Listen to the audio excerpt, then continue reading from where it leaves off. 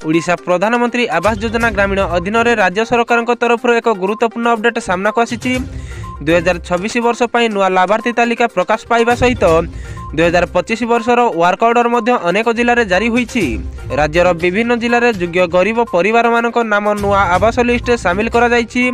यह सहित अनेक स्थान में लाभार्थी मानक वर्क ऑर्डर प्रदान करा जायछि।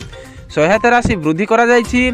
सरकार तरफ पूर्व मिलुवा सहायता राशि को वृद्धि करा जायछि। घर निर्माण पर लक्ष्य धरा जाइथिबा राशि को प्राय 80 लाख घर पर्यंत सफल करने को सरकार प्रयास करिसेंती, जहाद्वारा गरीब परिवार माने अधिक सहायता पाई परिबे। आवास प्लस सर्वे और भेरिफिकेशन आवास प्लस सर्वे पूर्व छुटी जाइथिबा परिवार मानक पई सरकार पुनर्जांच प्रक्रिया आरंभ करिसेंती। भेरिफिकेशन प्रक्रिया को अधिक कड़ा करा जाइछि, जहाद्वारा सत्य योग्य मानक नाम आवास प्लस पोर्टाल रे जोड़ा जाउछि। निज नाम किपरि जांच करिवे? जदि आपण निज नाम नुआ लिस्ट रे देखा चाहते तेबे प्रधानमंत्री आवास योजना ऑफिशियल वेबसाइट की जातु। IAYPMAYG बेनिफिशियरी विकल्प उपर क्लिक करंतु। आपण को रजिस्ट्रेशन नंबर किंबा एडवांस सर्च व्यवहार करंतु। राज्य जिला ब्लॉक और पंचायत चयन करंतु।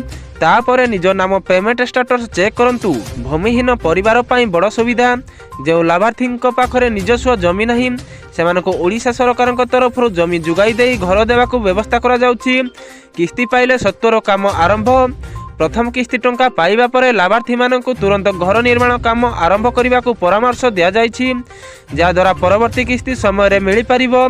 जदि कौनसी व्यक्ति आवास घर देवा नाम रे लांच किंबा टंका मागुछि तेबे तुरंत निज ब्लॉक ऑफिस रे किंबा सरकारी हेल्पलाइन नंबर रे अभियोग करंतु।